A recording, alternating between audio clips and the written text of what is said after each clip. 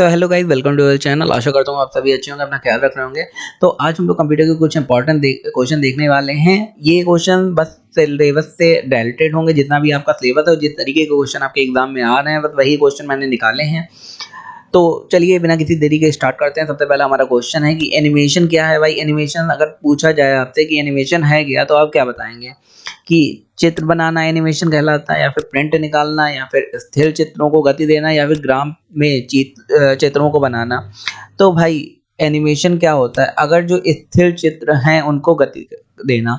अब एनिमे कहते किसे हैं? आपने काफी बार सुना होगा कि जापान में एनिमे बहुत कॉमन है, बहुत ज्यादा फेमस है। होता क्या है, सबसे ज्यादा कार्टून जो आप देखते हैं, डोरेमोन, शिनचैन, ये सब कहाँ बनते हैं? ये सब जापान में बनते हैं। तो एनिमेशन होता है स्थिर चित्रों को गति देना। तो जैसे आप मूवी देखते हैं एनिमेशन वाली, जो कार्टून वाली मूवी होती है उन्हें क्या कहते हैं? Animation movies. तो जो चित्र होते हैं उन्हीं को गति देते हैं यहाँ पे इस मूवीज में। चित्र बनाने को एनिमेशन नहीं कहते हैं, प्रिंट निकालने को एनिमेशन नहीं कहते, और ग्राफ में चित्र बनाना को एनिमेशन नहीं कहते हैं। तो हमारा बा नंबर सही हो जाएगा। आगे देखते हैं, क्वेश्चन दिया है, यह एक एंटीवायरस सॉफ्टवेयर नहीं है। नहीं पे मैं बार बार फोकस करता हूँ, फोकस करिए। तो पहला है क्विक हील, फिर है नॉर्टन, देन है पाइथन, देन कास्पर स्काई। तो कौन सा नहीं है? तो क्विक फील तो काफी फेमस, आप सबने नाम सुना होगा, नॉर्टन का नाम भी आपने सुना होगा। इसके अलावा कास्पर स्काई भी एक एंटीवायरस सॉफ्टवेयर है। तो पाइथन एक एंटीवायरस सॉफ्टवेयर नहीं है। पाइथन क्या है? पाइथन है प्रोग्रामिंग लैंग्वेज, जिसमें हम लोग प्रोग्रामिंग करते हैं।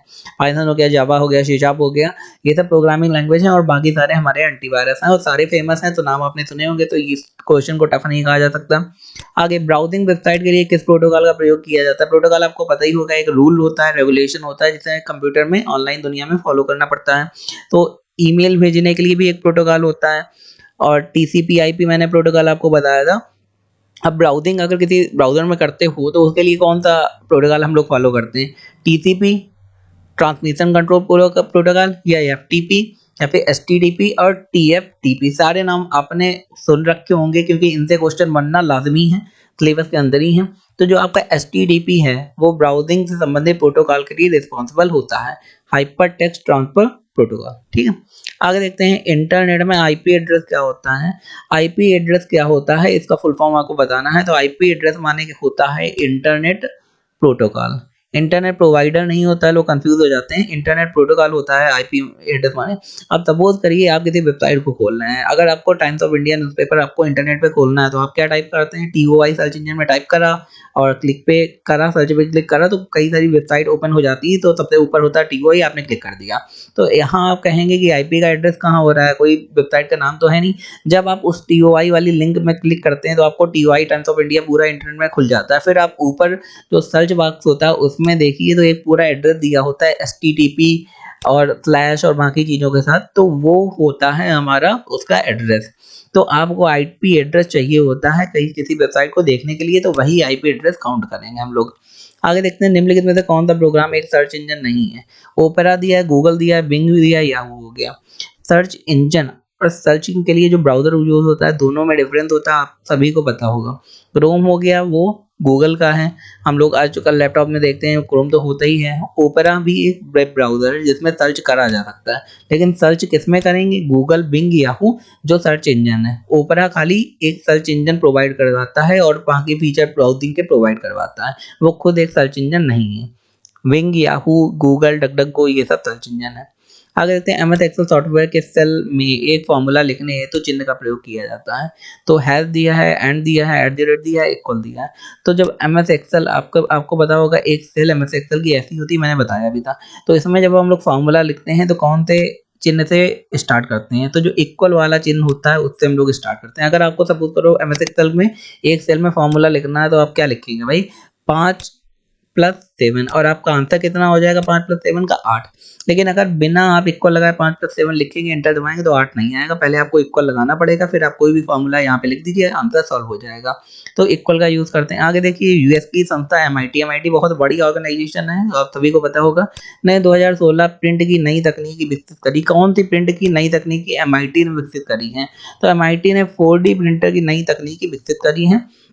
आपको पता है 3D प्रिंटर तक तो यूज ही करते हैं, लेकिन 4D प्रिंटर एक न्यू टेक्नोलॉजी है, 2016 में एमआईटी ने विकसित करी थी। आगे देखते हैं, 1989 में विकसित किया गया कंप्यूटर वायरस जो कि स्टोरेज मीडिया के बूट सेक्टर को प्रभावित करता है और जिसे एमएस डॉस फैट सिस्टम को से फॉर्मेट किया जाता है।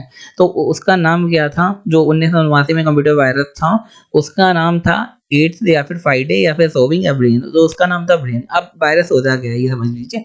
वायरस एक खाली कंप्यूटर का प्रोग्राम होता है जिसे लिखा जाता है बाकी प्रोग्रामों के तरीका, बस उसका रीज़न ही, उसे बनाने का रीज़न ही होता है किसी दूसरे के कंप्यूटर से इन्फॉर्मेशन लेना या फिर दूसरे के कंप्यूटर को ख़राब करना।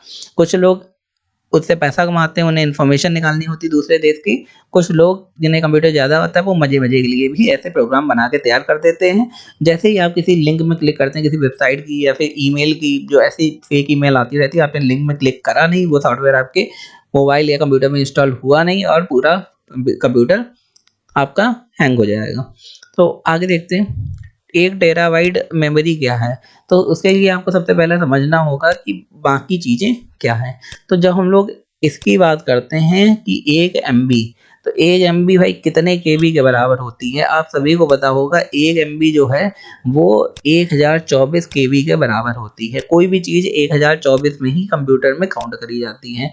तो 1 एमबी 1024 केबी के बराबर है। अब जब आप 1 जीबी की बात करेंगे तो उसमें 1024 एमबी के बराबर होगी और एक टीबी की बात करेंगे तो 1024 जीबी के बराबर होती है। तो हायरार्की क्या है, पहले केबी आता है, फिर एमबी आता है, फिर जीबी आता है, देन टीबी आता है। तो यहाँ पे टेराबाइट की बात करी जा रही है। टेराबाइट ज़ाहिर-सी बात चौथे नंबर पे है, तो उसमें 1024 यहाँ पे 4 बार बाइट्स आएगी। अगर यहाँ पे टेराबाइट की जगह जीबी होता तो ये 1024 3 बार गुणा करते।